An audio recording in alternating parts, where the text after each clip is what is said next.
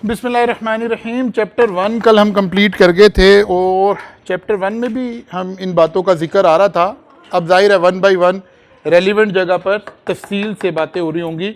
Memorandum and article, जिक्र इसका वहाँ भी आया कि कंपनी के 2 डॉक्यूमेंट्स बनेंगे at the time of registration, ठीक है ना। तो इन 2 डॉक्यूमेंट को हम कहते हैं constitutional document of the company, यानी ये कंपनी का कॉन्स्टिट्यूशन है, कंपनी का आइन है जिसके 2 हिस्से हैं। One is memorandum of association and other is articles of association. Memorandum of association एक समझे एक किताबचा छपा हुआ है, ठीक है ना। उसके अंदर डिफरेंट बातें लिखी हुई हैं और उन बातों को ऐसे नंबर लगा हुआ है 1 2 3 4। ये जो नंबर लगे हुए हैं इसे हम बोलते हैं classes, class 1, class 2, class 3, class 4। जैसे हम आमतौर पर जो हमारे एक्ट हैं उसमें क्या बोलते हैं, सेक्शन 1, सेक्शन 2, सेक्शन 3। या जैसे आपने इनकम टैक्स में पढ़ा कॉन्स्टिट्यूशन ऑफ पाकिस्तान, वहाँ आर्टिकल बोलते हैं, आर्टिकल दिस, आर्टिकल 62, आर्टिकल 63, ठीक है ना। तो हर लॉ में उसकी हेडिंग को पुकारने का कोई एक नाम है। तो यहाँ इनकी हेडिंग्स को पुकारने का क्या नाम है, क्लॉजेस। और जैसे हम कोई भी कानून बनाते हैं, उस कानून को सम टाइम हमने एक कानून बनाया, उसको अमेंड करने का भी कोई प्रोसेस है कि जी आइन में चेंज लानी है तो क्या प्रोसेस है, किसी कानून में चेंज लानी है तो क्या प्रोसेस है। अगर यहाँ इसमें चेंज लानी हो तो हम लफ्ज़ इस्तेमाल करते हैं ऑल्ट्रेशन, ठीक है ना। मतलब हम कहते हैं जी क्लास 5 को ऑल्टर करना है, ठीक है ना। इसी तरह आर्टिकल्स में भी जो हेडिंग्स हैं उनका नाम क्या है, क्लॉजेस हैं, और अगर उन्हें चेंज करना है तो इसको भी हम ऑल्ट्रेशन ही बोलते हैं। और इन दोनों डॉक्यूमेंट को इकट्ठा मिलाकर क्या बोल रहे हैं, कॉन्स्टिट्यूशनल डॉक्यूमेंट ऑफ कंपनी। वो जो कल जिक्र हो रहा था, जब कंपनी गई, कंपनी चली गई, तो फिर कंपनी का एक incorporation, certificate of incorporation issue हो गया। इसके ऊपर कंपनी के वो सारे डॉक्यूमेंट्स नजर आ रहे हैं हमें। बस यहाँ ये वो नंबर लगा हुआ है जो यूनिक नंबर लगा कंपनी को, ठीक है ना। और ये लिखा सर्टिफिकेट ऑफ इनकॉर्पोरेशन, यहाँ कंपनी का नाम लिखा हुआ, इससे पता चलेगा सारी बातें, जो चीजें, ये वो स्टैंप एंड सील की बात आ रही है, ठीक है ना। ये वो सारा डॉक्यूमेंट इस तरह से अब हमारा ये चल रहा होगा। मेमोरेंडम के अंदर मेन क्लॉजेस कौन कौन सी होती हैं। सबसे पहली क्लास का नाम है name class. Name of the company with the addition of words private limited या लिमिटेड, बल्कि एक और भी लिख देना चाहे एसएमसी प्राइवेट लिमिटेड। जाहिर है जो कंपनी होगी उसके नाम के साथ, जो हमने नाम रखा उसके नाम के साथ हमने ये वर्ड्स ऐड किए, और ये जहां ये बात लिखी हुई है उसको क्या करें, नेम क्लॉज। दूसरी अहम क्लॉज आ गई registered office clause. Registered office, this clause shall state the province or part of Pakistan not forming part of province as the case may be in which the registered office is to be। यानी हमने जब company registered करवा रहे हैं तो memorandum में बताना है हमारा रजिस्टर्ड ऑफिस कहाँ होगा। एड्रेस नहीं बताना, प्रोविंस बताना है, पंजाब में होगा, केपीके में होगा, बलूचिस्तान में होगा, ठीक है ना। या part of Pakistan not forming part of province, मतलब इस्लामाबाद, ठीक है ना। इस्लामाबाद किसी प्रोविंस का तो पार्ट नहीं है ना, पाकिस्तान का तो पार्ट है ना। उसको लिखने के लिए हम क्या लिख रहे हैं, कैसे लिख रहे हैं, part of Pakistan not forming part of province as the case में भी। यानी या किसी प्रोविंस का नाम लिखेंगे या कुछ कंपनीज होगी, जाहिर है जो इस्लामाबाद में जो रजिस्टर्ड ऑफिस जिनका होगा तो वो फिर इस्लामाबाद लिखेंगे। हमने ये बात बतानी है कि हमारा रजिस्टर्ड ऑफिस कहाँ होगा। प्रोविंस बताया, अभी एड्रेस नहीं बताया। इसको क्या कहते हैं, रजिस्टर्ड ऑफिस क्लॉज। फिर आ गया principal line of substantial assets और रेवेन्यू विच एवर इज। वो कहते हैं अगर कोई कंपनी एक से ज्यादा बिजनेस कर रही है, मतलब एक कंपनी शुगर भी कर रही है और टेक्सटाइल भी कर रही है। नॉर्मली तो जो बड़े ग्रुप्स हैं वो शुगर के लिए अपनी शुगर मिल अलग बना लेते हैं, कंपनी अलग बना लेते हैं, टेक्सटाइल के लिए अलग बना लेते हैं। फिर वो स्टेटस जो पिछले चैप्टर में पढ़ के हैं कि ये सब्सिडरी है कि नहीं है, कौन सब्सिडरी है, होली ओन सब्सिडरी है, लेकिन एंटिटीज अलग अलग बना ली हैं। लेकिन बाद दफ़ा हम एक ही कंपनी हमने बनाई है, उसी के अंदर दो बिजनेसेस कर रहे हैं। मतलब फर्ज कर लें राइस का ये एजुकेशन का बिजनेस है, राइस ही कोई फार्मास्यूटिकल का बिजनेस भी शुरू करते। ये क्लास ये कह रही है कि नहीं, आपने पहले हमें ये बताना है आपका प्रिंसिपल लाइन ऑफ बिजनेस कौन सा है, मेन कारोबार कौन सा है। ठीक है ना। एक वक्त था जब हम सीए कर रहे थे, जब अभी ये लॉ इतना रिफाइंड नहीं था, तो मेमोरेंडम में ना प्रिंसिपल लाइन ऑफ बिजनेस बतानी होती थी। तो एक ऐसा मेमोरेंडम तैयार कर रखा था कि जिसने दुनिया के बल्कि कायनात के सारे बिजनेस लिखे हुए थे, ताकि जो भी कंपनी बिजनेस करे कल को तो ये ना कहे कि जी ये तो आपने पहले इजाज़त नहीं ली हुई। लेकिन फिर दौर चला गया, वो कहते नहीं नहीं यार आप बताएं कौन सा बिजनेस करना है, प्रिसाइजली बताएं, कोई 1 2 3 बताएं, फिर जब कोई और बिजनेस आपने ऐड करना होगा उस वक्त ऐड कर लेना, अभी सारी दुनिया के बिजनेस यहाँ नहीं लिख देने। अब वो कह रहा है कि इसमें से एक का आपने बताना है कि प्रिंसिपल लाइन ऑफ बिजनेस कौन सा है। कहता है वो कैसे पता चलेगा प्रिंसिपल लाइन कौन सा है, सब्सटेंशियल एसेट्स और revenue whichever is higher. ये भी मैं एक्सप्लेन भी करता हूं, इसकी मैथमेटिकली भी इसको एक्सप्लेन करता हूं। Principal line of business shall be mention in memorandum of association which shall always appropriate with the name of the company. आपने देखा बाज कंपनीज के नाम के साथ ही उसका सेक्टर भी आ रहा होता है, ठीक है ना, और बाज के साथ नहीं आ रहा। मसलन किसी के साथ आ रहा है टेक्सटाइल मिल, नाम के साथ ही लिखा हुआ, फुला टेक्सटाइल मिल, फौजी फर्टिलाइजर, ठीक है ना, लेकिन कुछ के साथ नहीं आ रहा, मतलब निशात मिल्स लिमिटेड। अब नहीं पता चला किस चीज़ की कंपनी, वो तो मशहूर इतनी है कि हमें पता चल गया कि टेक्सटाइल की कंपनी है, लेकिन खाली लिखा निशात मिल, तो एक आम आदमी को तो कुछ नहीं पता चला। ये पहले की बनी हुई कंपनीज हैं। आज कंपनी के साथ जैसे लिखा डीजी सीमेंट, अब क्या जरूरी हो गया, आप बताएं आपका जो प्रिंसिपल लाइन ऑफ बिजनेस है वो आप इसके नाम का पार्ट बनाएंगे, डीजी सीमेंट, फौजी फर्टिलाइजर, ऐसे नाम का हिस्सा बनाएंगे। A company shall not engage in a business which is prohibited or restricted by any। prohibited का तो मतलब हो गया कभी भी ये कारोबार नहीं करना हमने, और restricted का मतलब हो गया कोई कंडीशन है। जैसे पाकिस्तान में अल्कोहल की प्रोडक्शन प्रोहिबिटेड है कि रिस्ट्रिक्टेड है? रिस्ट्रिक्टेड है। गवर्नमेंट लाइसेंस इशू करती है जिन कंपनीज को, they can produce alcohol, alcohol की वो ट्रेडिंग भी कर सकते हैं, सब कुछ कर सकते हैं। इसका मतलब है ये रिस्ट्रिक्टेड एरिया है, प्रोहिबिटेड नहीं है। प्रोहिबिटेड का तो मतलब था कोई भी नहीं कर सकता। अच्छा जनाब, फिर अगली क्लास आ गई क्या जी, liability class. Company limited by share, limited by guarantee या अनलिमिटेड, ये हम इस क्लास में बताएंगे कि हमारी कंपनी कौन सी वाली है। नॉर्मली जाहिर है 90% कंपनी तो कौन सी होंगी, लिमिटेड बाय शेयर ही होंगी। फिर आ गया जनाब ऑथराइज कैपिटल। ऑथराइज कैपिटल का कॉन्सेप्ट क्या है, जब आप कंपनी रजिस्टर्ड करवाते हैं तो पूछते हैं कि आप कितना कैपिटल रखना चाहते हैं। कैपिटल को हम दो हिस्सों में ऐसे बांट के आमतौर पे लिख रहे होते हैं, दोनों ही बातें लिख देते हैं वहां पर। आमतौर पर कंपनी के एक शेयर की फेस वैल्यू है 10 रुपीज, ठीक है ना। हमने कहा जनाब हमने कंपनी रजिस्टर करवानी है जिसमें 5 मिलियन शेयर्स होंगे, इसका मतलब है कैपिटल कितना होगा, 50 मिलियन होगा। इसको क्या बोल रहे हैं हम, ऑथराइज कैपिटल। ऑथराइज का मतलब है ये अपर लिमिट आ गई हमारे पास, हम शेयर होल्डर से ज्यादा कितने पैसे ले सकते हैं, 50 मिलियन ले सकते हैं। अच्छा, जब कंपनी रजिस्टर्ड हो रही है ना तो उसके जो गवर्नमेंट की फीस वगैरह है वो नॉर्मली वो फीसेस भी इसके साथ लिंक हैं। मतलब अगर मैंने 50 मिलियन से कंपनी बनानी है तो ये फी कुछ और आ रही है, और अगर मैंने 90 मिलियन से बनानी है तो ये बढ़ गई। जितना ज़्यादा कैपिटल ऑथराइज होगा उतनी फीस भी ज़्यादा हो जाएगी। तो इसका मतलब है हम फॉर नथिंग बहुत बड़ी अमाउंट नहीं लिखेंगे, हाँ रीजनेबल देखेंगे कि यार कौन सी अमाउंट हमें सूट करती है, अगले 10-12 सालों के लिए हमें दोबारा चेंज ना करना पड़े। अब ये हमने कैपिटल रखा, अब बाद में हम इसमें से इशू करते जाएंगे शेयर्स। हो सकता है अभी हमने सिर्फ 10 मिलियन के शेयर इशू किए, फिर जरूरत पड़े फिर 5 मिलियन और कर दें, फिर कर दें, लेकिन करते करते करते करते अगर हमने अपना थ्रेशोल्ड बराबर कर लिया, 50 मिलियन पे चले गए हैं, अब और शेयर नहीं इशू कर सकते।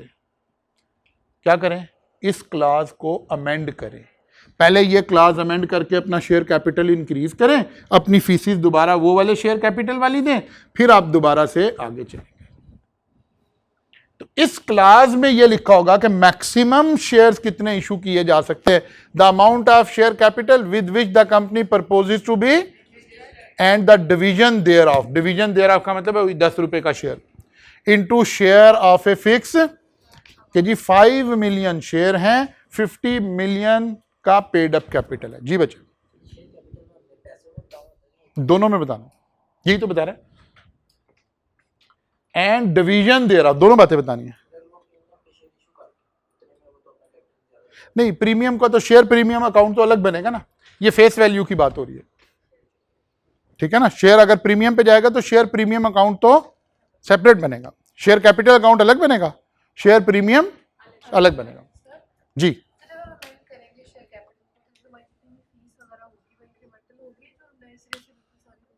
नहीं इंक्रीमेंटल होगी, ऑब्वियसली इंक्रीमेंटल होगी।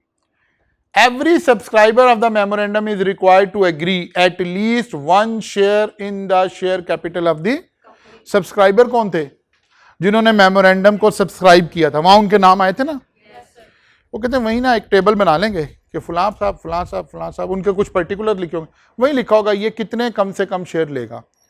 वो कहते हैं कम से कम 1 शेयर लेना जरूरी है, ज्यादा तो ले ही सकते हैं, मिनिमम 1 शेयर लेना जरूरी है if you want to be a subscriber of a company.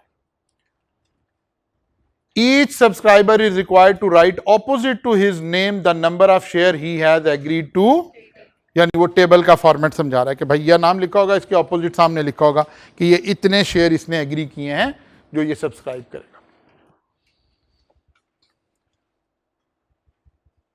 Company shall add an undertaking that all the above clauses are abide by subscriber of the memorandum as they are the first member of the। अब उन्होंने एक undertaking, हमने कल भी बात की हुई है, पिछले चैप्टर में भी है, कि भाई कंपनी के साथ ये सारी रिक्वायरमेंट पूरी करने के बाद एक अंडरटेकिंग एडिशनली देनी है कि भाई जितनी रिक्वायरमेंट थी हमारी समझ के मुताबिक हमने सारी कंप्लाई विद की हुई हैं, बिकॉज हम ही कौन है, कंपनी के पहले मेंबर्स हैं, हम ही तो कंपनी के मेंबर, सब्सक्राइबर ही पहले मेंबर बनेंगे ना, क्योंकि हर सब्सक्राइबर ने कम से कम 1 शेयर तो लेना ही लेना। क्लियर हो गई बात जी? अच्छा जी, अब थोड़ी और डिटेल आती है जी। Name class, the name of the company with the addition of the following words. क्या वर्ड्स हो सकते हैं जनाब? अगर कंपनी पब्लिक कंपनी है तो नाम के साथ क्या लिखना है? लिमिटेड, जैसे निशात मिल्स लिमिटेड। और अगर प्राइवेट है तो लफ्ज क्या ऐड होना है? प्राइवेट ब्रैकेट में और लिमिटेड ऐसे, तो एजुकेशनल प्राइवेट लिमिटेड। अगर सिंगल मेंबर कंपनी है तो एसएमसी प्राइवेट ब्रैकेट में और लिमिटेड ऐसे। इसी तरह से गारंटी लिमिटेड है तो गारंटी ब्रैकेट में और बाहर लिमिटेड। और अगर कोई अनलिमिटेड है तो हाई गेन्स अनलिमिटेड। लेकिन ये कंपनी आपको नजर आती नहीं है। Name class, registered office class, this class shall state the province और part of Pakistan not forming part of province as the case may be in which the registered office of the company is to be situated. ठीक है ना? अच्छा जी, principal line of, principal line of business means the business in which substantial assets are held or likely to be held or substantial revenue is earned or likely to be by a company whichever is। अब इसको mathematically समझते हैं। ये एक company है जी जो 2 काम करती है, टेक्सटाइल का भी सीमेंट का भी। Assets 50 million 20 million, revenue 7 million 3 million. Whichever is higher, क्या चीज ज्यादा? ये टोटल से देखना है हमने, हमारी कंपनी के एसेट्स ज्यादा है या रेवेन्यू ज्यादा है? एसेट ज्यादा है। वो कहता है आप एसेट की बुनियाद पे फैसला करें, जिस कंपनी के एसेट्स ज्यादा है वो आपकी प्रिंसिपल लाइन ऑफ बिजनेस है। पहले दोनों को टोटल लगा दिया, यहां आकर चेक करना है एसेट ज्यादा है या रेवेन्यू। अब जिस एसेट ज्यादा है, इसका मतलब है एसेट की बेस पर हो गई, तो फिर इस कंपनी का नाम क्या होना चाहिए? सारा टेक्सटाइल्स लिमिटेड, क्योंकि जो प्रिंसिपल लाइन ऑफ बिजनेस है वो आपके नाम का पार्ट बनना है। क्लियर होगी बात?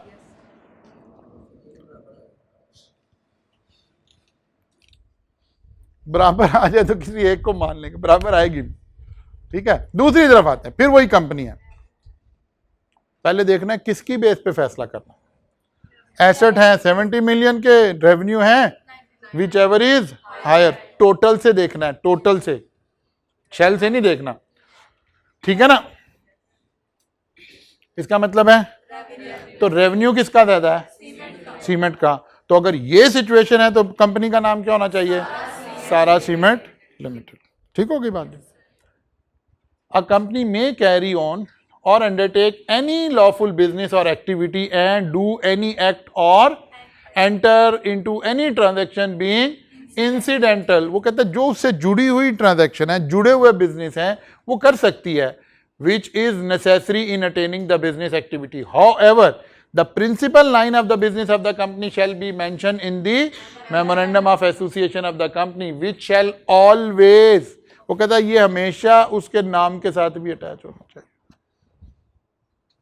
बात क्लियर होगी? This means that a company can perform actions or participate in any transaction that are related and supportive its main business activity as long as they are necessary for achieving the company's business goal. In other words, a company can engage in activities or transactions that are connected to and help accomplish its primary objective. लेकिन आज हम ऐसा memorandum allow नहीं करते जिसमें दुनिया का हर business लिखा हुआ। नहीं, हमने मोटे मोटे बिजनेस के बना रखे हैं। हाँ, 2-4 बिजनेसेस आप लिख लें जो आप करना चाहते हैं, लेकिन दुनिया का हर बिजनेस अभी नहीं लिखना। जब करना होगा तो कोई बात नहीं है, इसमें क्या कर लेंगे? ऑल्ट्रेशन कर लेंगे, ठीक है ना। क्या कर लेंगे? ऑल्ट्रेशन कर लेंगे। Company shall not engage in a business which is prohibited by any law for the time being in force in Pakistan. Pakistan में कोई भी कानून आ जाए और वो किसी बिजनेस को प्रोहिबिट कर दे तो उस बिजनेस को मेमोरेंडम में नहीं लिखा जा सकता, ठीक है ना। जाहिर है मेमोरेंडम तो उसके मुताबिक ही चलना है ना, तो मेमोरेंडम में बिजनेस नहीं लिखा जा सकता। Restricted by any law, rules और regulation unless necessary licence, registration, permission or approval has been obtained or compliance with any other condition has been. जैसे कुछ कंपनीज हैं ना जिनके ऊपर कोई रूल्स हैं, जैसे शुगर मिल्स हैं, तो गवर्नमेंट एनओसी एक इशू करती है, फिर शुगर मिल लगा सकते हैं आप, आम आदमी शुगर मिल नहीं लगा सकता। बैंकिंग कंपनी है, गवर्नमेंट का लाइसेंस इशू होता है। इंश्योरेंस कंपनी है, ये सब कौन से बिजनेसेस हैं? रिस्ट्रिक्टेड। लेकिन textile is not a restricted business. कोई और मैन्युफैक्चरिंग, कोई बेवरेजेस बनानी है, that is not a restricted business. आपके पास पैसे हैं, स्किल सेट है, लगा लें, बिजनेस कंपनी बना लें, कोई एतराज नहीं है। लेकिन कुछ चीजें हैं जिसके ऊपर कोई रिस्ट्रिक्शन है, तो रिस्ट्रिक्शन वाले में हमने देखना है कि क्या हमारे पास लाइसेंस है या उसकी परमिशन है या उसकी वो चीज है, फिर कंपनी में ऐड करेंगे, फिर कंपनी बनेगी। The existing companies, existing company किसको कह रहे हैं? जो 2017 के लॉ से पहले may continue with their existing memorandum and the object clause be treated as principal line of. वो कह रहा जो ऑब्जेक्ट क्लास, वहां तो बहुत सारे लिखे होते, कहते कोई बात नहीं, अभी इन्हें नहीं छेड़ रहे, एक नया पंडारा बॉक्स नहीं खोल रहे, उनको छोड़ दिया हमने, उनके साथ नाम भी अटैच नहीं हो रहा, जैसे मैंने निशात मिल्स की एग्जांपल दी आपको, क्योंकि पुरानी कंपनी है, 2017 से पहले की बनी हुई है। वो कहते कोई बात नहीं, इन्हें ना छेड़े, लेकिन नई कंपनी बनेगी तो आइंदा हम इस तरह ही बनाएंगे कि नाम साथ, प्रिंसिपल लाइन ऑफ बिजनेस का नाम साथ अटैच होएगा। लाइबिलिटी क्लास,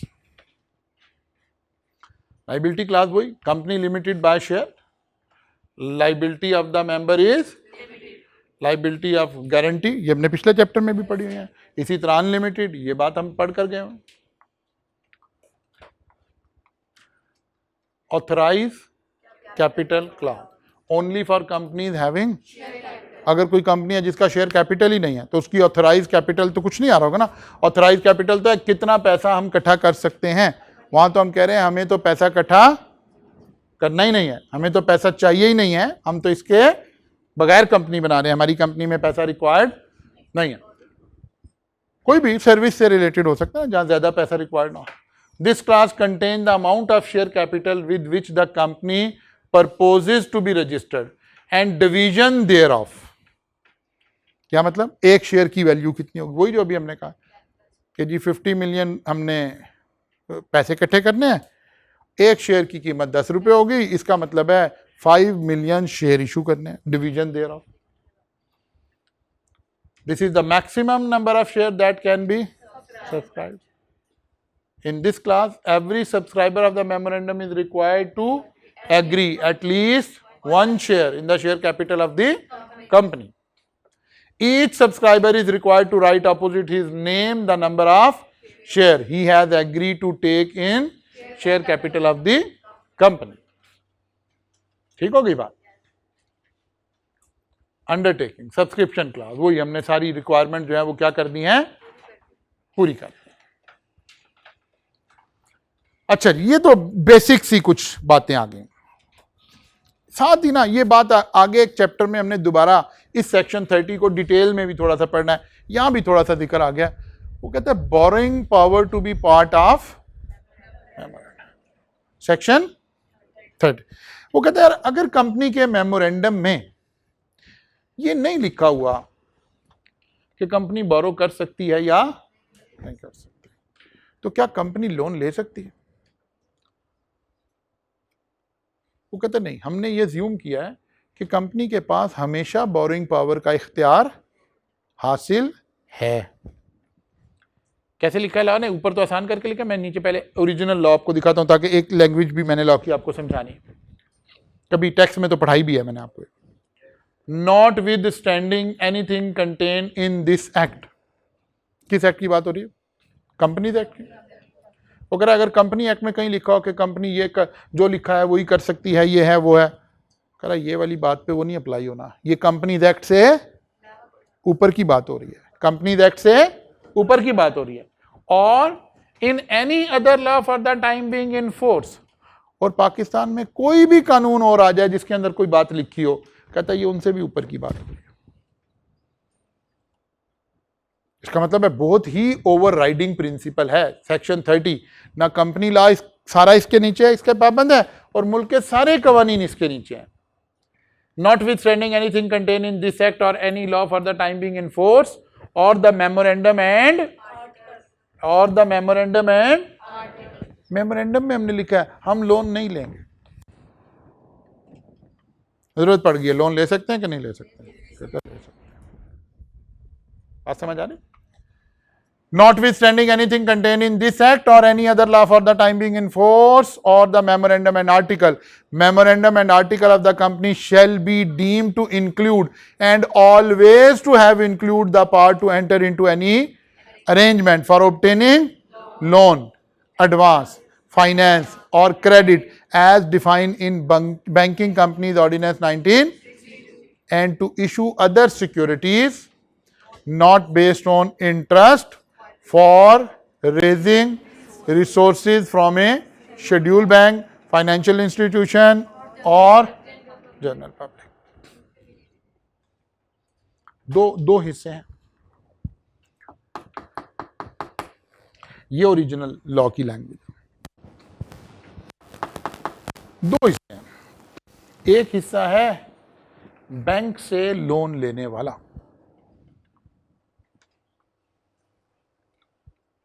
ट्रेडिशनल फाइनेंसिंग उसका नाम रख देते हैं।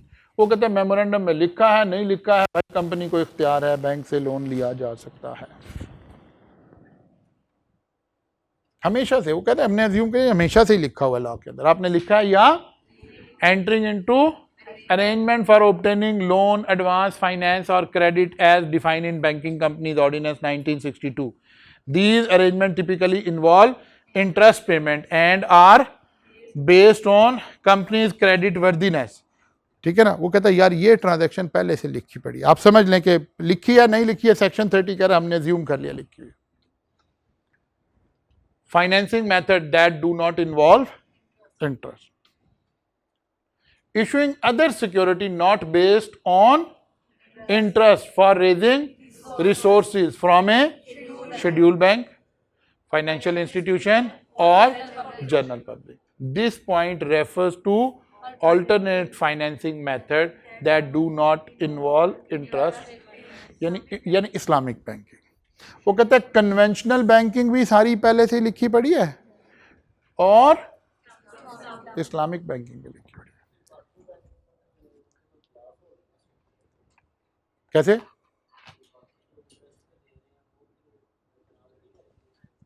नहीं, दोनों डाल दिए ना, अल्लाह भी पूछ रहे, सनम भी पूछ रहे, यही क्या ना। ये वाली क्लास क्या कह रही है कि ट्रेडिशनल बैंकिंग से जो मर्जी ले लो, कोई एतराज नहीं है। मेमोरेंडम में लिखा है या इस्लामिक बैंकिंग से भी जो मर्जी ले लें, हाँ, मेमोरेंडम में लिखा है या, तो क्या चीज मना हुई है?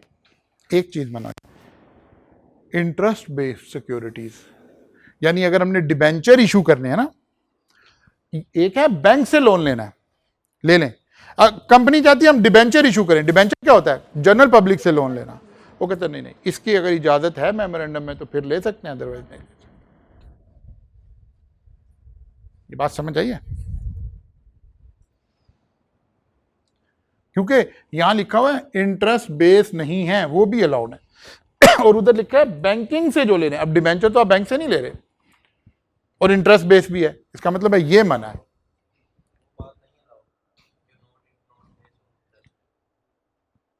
हाँ, issuing other securities not based on interest for raising resources from a scheduled bank, financial institution or general public. नहीं, financing method that do not involve, ये अलाउड है। वापस आओ, प्रोविजन पर